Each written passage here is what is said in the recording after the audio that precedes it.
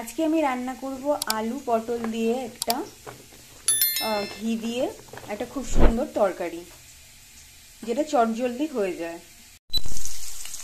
আলুটাকে প্রথমে আমরা লাল লাল করে ভেজে নেব। একটু লাল লাল করে ভাজলে কি হবে, রান্নাটা একটু তাড়াতাড়ি হয়ে যায়। আলুটাকে একটু লাল লাল করে ভেজে নেব। দেখতে পাচ্ছেন আপনারা, আলুটা আমার লাল লাল করে ভাজা হয়ে গেছে। এবারে আলুটা আমরা তুলে রাখবো। আলুটা তুলে ভেজে রেখেছি, সাইডে তুলে রেখেছি। এরপর ওই একই তেলে আমরা পটলটা দিয়ে দেব। পটলটা একটু লাল লাল করে ভেজে নেব।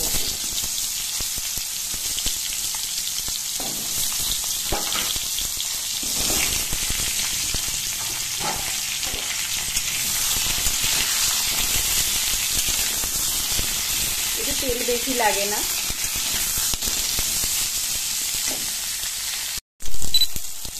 দেখুন পটলটাও আমার লাল লাল করে ভাজা হয়ে গেছে।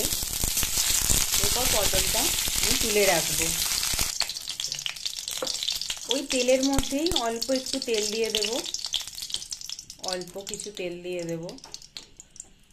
রান্নাটা আমরা খুব কম উপকরণের মধ্যে বানাচ্ছি, যেহেতু তাড়াতাড়ি চটজলদি যখন বাড়িতে কিছু করার থাকে না রান্না, তখন এই রেসিপিটা আপনারা খুবই সহজে বানিয়ে নিতে পারেন। এই তেলের মধ্যে একটু জিরে দিয়ে দেব, গোটা জিরে।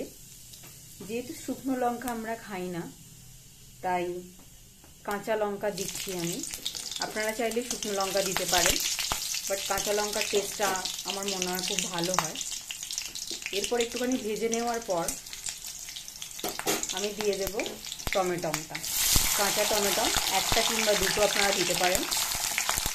যেহেতু এর মধ্যে পেঁয়াজ আমি কিছু ইউজ করছি না, রান্নাটা খুবই সিম্পলের মধ্যে হবে, বাট খুবই খেতে টেস্টি হয়। আপনারা ট্রাই করতে পারেন। টমেটোটা একটু ভাজা ভাজা হয়ে গেলে এর মধ্যে আমরা দিয়ে দেব ধনে গুঁড়ো 1 চামচ, হলুদ গুঁড়ো 1 চামচ, আর একটু হালকা রং হওয়ার জন্য আমি কাশ্মীরি লঙ্কার গুঁড়ো ইউজ করেছি অল্প। এরপর পুরো ব্যাপারটা আমি মিক্স করে দেব।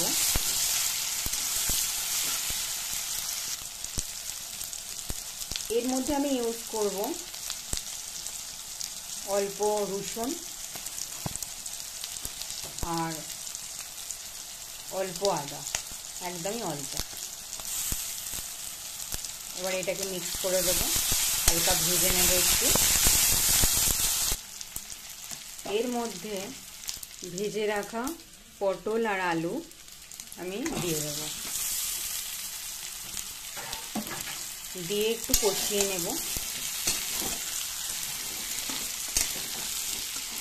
মিক্স করে নেব অল্প, যাতে জিনিসটা পুড়ে না যায়। একটু আমি জল অ্যাড করে দেব।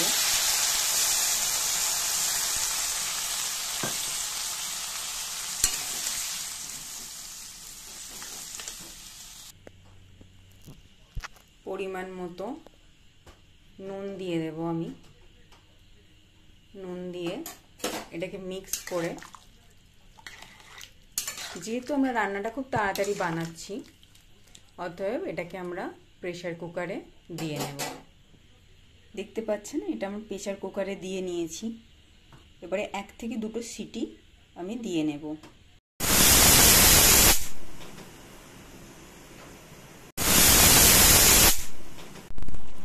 এরপর আমরা আরেকবার কড়ার মধ্যে ঢেলে নিয়েছি তরকারিটা লাস্ট ফিনিশিংয়ের জন্য, কারণ এর মধ্যে আসল জিনিসটা দেওয়ার বাকি আছে।